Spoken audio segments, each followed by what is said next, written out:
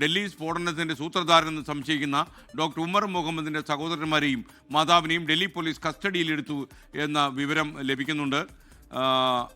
അതുപോലെ ഈ കേസിന്റെ അന്വേഷണം NIA-ക്ക് കൈമാറുമെന്നും ചില സൂചനകൾ വരുന്നു. ഡൽഹി ചെങ്കോട്ടയ്ക്ക് സമീപമുണ്ടായ സ്ഫോടനത്തിൽ ഇതിന്റെ പിന്നിൽ ഭീകര സംഘടനയായ ജെയ്ഷെ മുഹമ്മദ് ഉണ്ട്. അതുപോലെ ഈ അഗൂഗ് AGUH എന്ന് പറയുന്ന സംഘടന, ഇത് ഒരു കാശ്മീരി മിലിറ്റന്റ് ഗ്രൂപ്പാണ്. ഇസ്ലാമിക് സ്റ്റേറ്റ് ഉണ്ടാക്കാൻ പാഞ്ഞു നടക്കുന്ന തീവ്രവാദ ഗ്രൂപ്പാണ് ഈ അഗൂഗ്. ഇവർ രണ്ടുപേരും ഇതിൽ പ്രവർത്തിച്ചു എന്നാണ് വിവരം. പൊട്ടിത്തെറിച്ച കാർ ഓടിച്ചത് ജെയ്ഷെ ഭീകരൻ ഡോക്ടർ ഉമർ മുഹമ്മദ് ആണെന്ന് പോലീസിന് സൂചനയുണ്ട്. ഇയാൾക്ക് കഴിഞ്ഞ ദിവസം ഫരീദാബാദിൽ സ്ഫോടക വസ്തുക്കളുമായി പിടിയിലായ ഡോക്ടേഴ്സുമായിട്ടും ബന്ധമുണ്ട് എന്നാണ് നമുക്കറിയാൻ കഴിയുന്നത്. വൈറ്റ് കോളർ ടെററിസത്തിന്റെ പ്രതിനിധികളാണ് ഇവരൊക്കെ എന്നാണ് പോലീസ് പറയുന്നത്. ഡോക്ടേഴ്സ് പിടിയിലായതിൻ്റെ പരിഭ്രാന്തിയിൽ ഉമർ മുഹമ്മദ് പെട്ടെന്ന് ആസൂത്രണം ചെയ്ത ചാവേർ സ്ഫോടനമാണ് ഇതെന്ന സംശയം സുരക്ഷാ ഏജൻസികൾ തള്ളിക്കളയുന്നില്ല. കാരണം ഇദ്ദേഹത്തിന് ഉമർ മുഹമ്മദിന്റെ ഒരു ചിത്രം അതാണ് ഇപ്പോൾ സ്ക്രീനിൽ കാണുന്നത്. അടുത്തുള്ള മാർക്കറ്റിലേക്ക് ഇടിച്ചു കയറാനുള്ള ശ്രമത്തിന്റെ ഭാഗമായിരുന്നു. എന്നാൽ ട്രാഫിക് സിഗ്നലിൽ പെട്ടുപോയി. അവിടെ വെച്ച് ഇയാൾ സ്ഫോടനം നടത്തിയതാണ് വിവരം. സ്ഫോടനമുണ്ടായ സ്ഥലത്ത് നിന്ന് അമോണിയം നൈട്രേറ്റിന്റെ സാന്നിധ്യം കണ്ടതായി സൂചനയുണ്ട്. ഇതുവരെ 4 പേരെ പോലീസ് കസ്റ്റഡിയിൽ എടുത്തിട്ടുണ്ട്. अभी कोतवाली थाने के अंदर FIR दर्ज कर ली गई है. उसके अंदर UPA एक्सप्लोजिव्स एक्ट भारतीय न्याय संहिता की धाराओं के तहत मुकदमा दर्ज किया गया है. सीन ऑफ क्राइम के ऊपर फॉरेंसिक साइंस की FSL की टीम भी है. उसके अलावा और भी स्पेशलाइज एजेंसीज की दिल्ली पुलिस की टीम भी है, NSG की टीम भी है, जो पूरे सीन ऑफ क्राइम को यहाँ पे एग्जामिन कर रही हैं, आसपास के इलाके को भी एग्जामिन कर रही हैं. और जो भी इसकी इन्वेस्टिगेशन के लिए ज़रूरी एविडेंसेज और ट्रेसेस हैं वो सारे कलेक्ट किए जा रहे हैं. ഡൽഹി പോലീസിന്റെ ഡെപ്യൂട്ടി കമ്മീഷണർ സംസാരിക്കുകയായിരുന്നു. ഇന്നലെ വൈകുന്നേരം ഉണ്ടായ സ്ഫോടനത്തിൽ 9 പേർക്ക് ജീവൻ നഷ്ടമായി.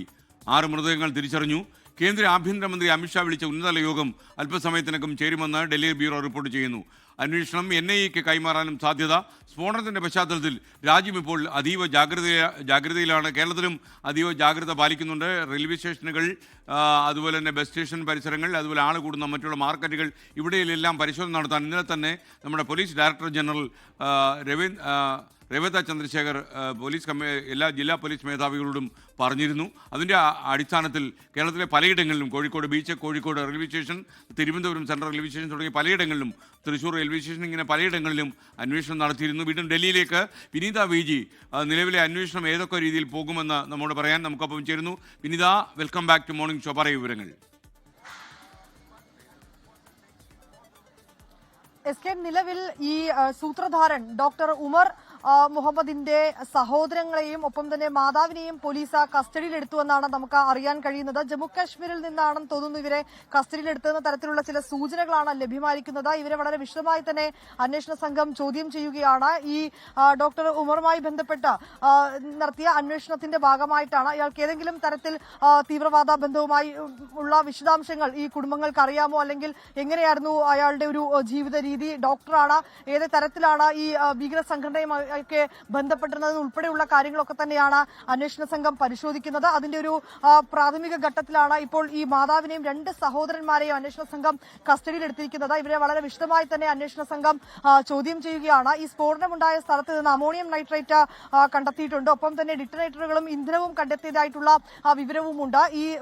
ഇപ്പോഴും ഈ സ്ഫോടനം നടന്ന മേഖലയിൽ അന്വേഷണ സംഘം ഇവിടെ തുടരുകയാണ്. ഞങ്ങളുടെ അന്വേഷണം പുരോഗമിക്കുന്നുണ്ട് എന്നാണ് അവർ പറയുന്നത്. 4 പേർ ഇതിനോടകം തന്നെ കസ്റ്റഡിയിലായിട്ടുണ്ട്. ഇപ്പോഴും ഫോറൻസിക് വിദഗ്ധരും മറ്റ് ക്രൈംബ്രാഞ്ചിന്റെയും ഒക്കെയുള്ള ഉന്നത ഉദ്യോഗസ്ഥർ സ്ഥലത്ത് തുടരുകയാണ്. അവർ ഇവിടെ നിന്ന് തെളിവുകളടക്കം വളരെ വിശദമായി തന്നെ ശേഖരിക്കുന്നുണ്ട്. ദരിയാഗഞ്ചിലടക്കമുള്ള വിവിധ ഹോട്ടലുകൾ കേന്ദ്രീകരിച്ച അന്വേഷണ സംഘത്തിന്റെ വ്യാപകമായിട്ടുള്ള പരിശോധനയുണ്ട്. അവിടെയുള്ള രജിസ്റ്ററുകൾ അന്വേഷണ സംഘം പരിശോധിക്കുകയാണ്.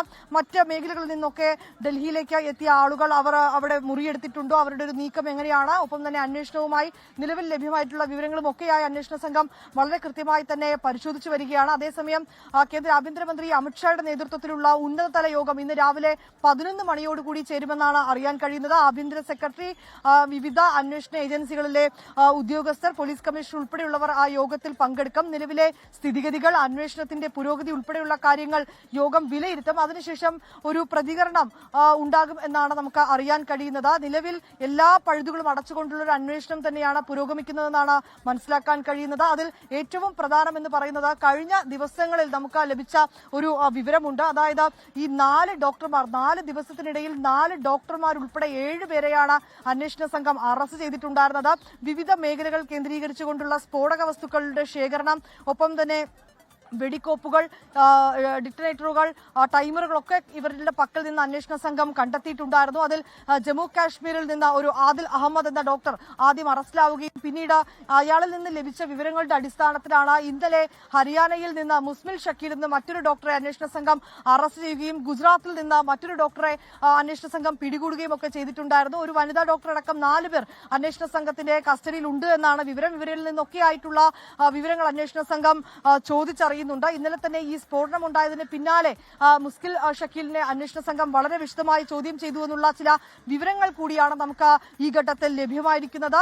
വളരെ വേഗത്തിലൊരു അന്വേഷണം തന്നെയാണ് ഈ ഘട്ടത്തിൽ അന്വേഷണ സംഘം നടത്തുന്നത്. പ്രത്യേക അന്വേഷണ സംഘത്തിന്റെ ടീമുകളടക്കം ഇപ്പോഴും ഈ മേഖലയിൽ തുടരുകയാണ്. ആ സ്ഫോടനമുണ്ടായ സ്ഥലത്തേക്ക് നമ്മൾ പോകുമ്പോൾ ആ ദൃശ്യങ്ങളിൽ നിന്ന് തന്നെ വളരെ വ്യക്തമാണ്. കൂടുതൽ സുരക്ഷാ സേനയടക്കം ഇവിടെ എത്തിച്ചിട്ടുണ്ട്. വലിയ സുരക്ഷാ ക്രമീകരണങ്ങൾ ഒരുക്കിയിരിക്കുകയാണ്. 3 ദിവസത്തേക്ക് ചെങ്കോട്ട അടച്ചിടാനാണ് തീരുമാനം. ഒപ്പം തന്നെ മെട്രോ സ്റ്റേഷൻ, അത് ചെങ്കോട്ടയിലുള്ള മെട്രോ സ്റ്റേഷന് ഒഴികെയുള്ള മറ്റ് മെട്രോകളൊക്കെ ആയിരിക്കും പ്രവർത്തിക്കുക എന്നൊരു നിർദ്ദേശം കൂടി നൽകിയിരിക്കുകയാണ്. നമുക്ക് ആ ദൃശ്യങ്ങളിൽ കാണാൻ കഴിയുന്ന പോലെ തന്നെ അതീവ സുരക്ഷാ ക്രമീകരണങ്ങൾ ഈ സ്ഫോടനം നടന്നതിന് തൊട്ട് പിന്നാലെ ഡൽഹിയിൽ നഗരങ്ങളിൽ ഉൾപ്പെടെ ഏർപ്പെടുത്തിയിട്ടുണ്ട്. വിവിധ മേഖലകൾ കേന്ദ്രീകരിച്ച ഇപ്പോഴും പോലീസിന്റെ പട്രോളിംഗ് തുടരുകയാണ്. ഹോട്ടലുകൾ കേന്ദ്രീകരിച്ചുകൊണ്ടുള്ള അന്വേഷണം ഇതിനോടകം തന്നെ തുടരുകയാണ്. 4 പേരാണ് കസ്റ്റഡിയിലുള്ളത്. ഒപ്പം തന്നെ ഈ സൂത്രധാരൻ ഡോക്ടർ ഉമർ മുഹമ്മദിന്റെ കുടുംബാംഗങ്ങളെയും പോലീസ് കസ്റ്റഡിയിലെടുത്തിട്ടുണ്ട്. ഇവരെയൊക്കെ വളരെ വിശദമായി അന്വേഷണ സംഘം ചോദ്യം ചെയ്യുകയാണ്. നിർണായകമായിട്ടുള്ള വിവരങ്ങൾ ഇതിനോടകം തന്നെ അന്വേഷണ സംഘത്തിന് ലഭ്യമായിട്ടുമുണ്ട്. SK.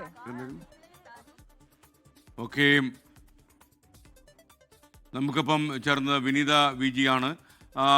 ശരിക്കും ഡൽഹിയിലെ ഏറ്റവും തിരക്കേറിയ സ്ഥലമാണ് ഈ ചെങ്കോട്ടയ്ക്ക് സമീപമുള്ള ഈ ലാൽക്കില മെട്രോ റെയിലിൻ്റെ ഗേറ്റ് 1. അവിടെയാണ് ഈ സ്ഫോടനം നടത്തിയത്. ഇപ്പോൾ ഈ പ്രദേശങ്ങൾ പ്രിയപ്പെട്ട പ്രേക്ഷകർ നോക്കുക.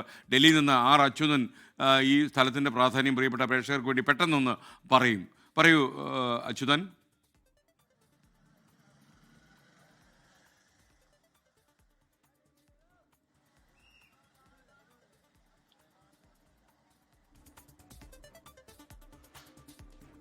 ഞാനത് ഈ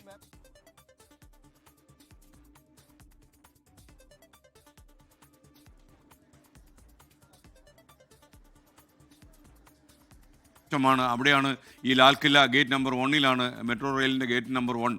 അവിടെയാണ് ഈ കാർ സ്ഫോടനം നടന്നത്.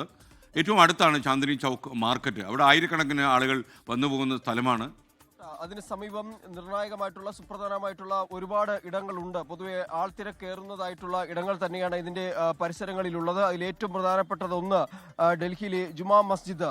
ഏതാണ്ട് 1 കിലോമീറ്റർ അകലെയാണ് ഈ സംഭവം നടന്നെടുത്തുന്നത്. 1 കിലോമീറ്റർ അകലെയാണ് ഡൽഹി ജുമാ മസ്ജിദ് ഉള്ളത്. ഏറെ തിരക്കേറിയ സ്ഥലമാണ്. ഒരുപാട് ഈ ആളുകൾ എത്തുകയും പ്രാർത്ഥനയ്ക്കായി എത്തുന്ന ഒരു ഇടമാണ്. ഒപ്പം തന്നെ നിരവധി ഫുഡ് സ്റ്റോളുകൾ അടക്കമുള്ള ഒരിടമാണ്. അവിടെ സ്വാഭാവികമായും തിരക്കേറിയ ഒരു സ്ഥലമാണ്. രണ്ടാമതായി രാജ്ഘട്ടാണ്. അത് 5 കിലോമീറ്റർ അകലെയാണ്. അതായത് ഈ റെഡ് ഫോർട്ടിൽ ഈ സംഭവം നടന്നെടുത്തുന്ന 5 കിലോമീറ്റർ അകലെ രാജ്ഘട്ടാണ്.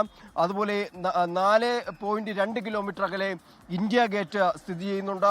7 കിലോമീറ്റർ അകലെ പാർലമെന്റ്, ഒപ്പം സുപ്രീം കോടതി, അതുപോലെ അരുൺ ജെയ്റ്റ്ലി സ്റ്റേഡിയം, അത് തൊട്ടടുത്താണ് അരുൺ ജെയ്റ്റ്ലി സ്റ്റേഡിയം ഉള്ളത്. അപ്പോൾ സുപ്രധാനമായിട്ടുള്ള ഒരുപാട് ഇടങ്ങൾ ഇതിന്റെ പരിസര പ്രദേശങ്ങളിലുണ്ട്. ഈ സ്വാഭാവികമായും ഇതിൽ തിരക്കേറുന്ന സ്ഥലങ്ങളിലായി നമുക്ക് വിലയിരുത്താൻ കഴിയുന്നത് ഡൽഹി ജുമാ മസ്ജിദ് പരിസരം, അതുപോലെ രാജ്ഘട്ട് പരിസരവും, ഒപ്പം ഈ പാർലമെന്റിന് ചേർന്നുള്ള ഇന്ത്യ ഗേറ്റ് പരിസരം ഉൾപ്പെടെയുള്ള ഇടങ്ങളിൽ സ്വാഭാവികമായും തിരക്കേറിയ സ്ഥലങ്ങളാണ്. അപ്പോൾ ഏതെങ്കിലും തരത്തിൽ അല്ലെങ്കിൽ മറ്റിടങ്ങൾ, അതായത് ഈ സ്ഫോടനം നടന്ന ഇടത്ത് നിന്ന് മാറി, അതായത് മറ്റ് ഇടങ്ങളും ഇതുമായി ബന്ധപ്പെട്ട് ചുറ്റിപ്പറ്റിയുള്ള സുപ്രധാന ഇടങ്ങളും സ്വാഭാവികമായി തിരക്കുള്ള സ്ഥലങ്ങളാണ് എന്ന് തന്നെയാണ് നമുക്ക് മനസ്സിലാക്കാൻ കഴിയുന്നത്.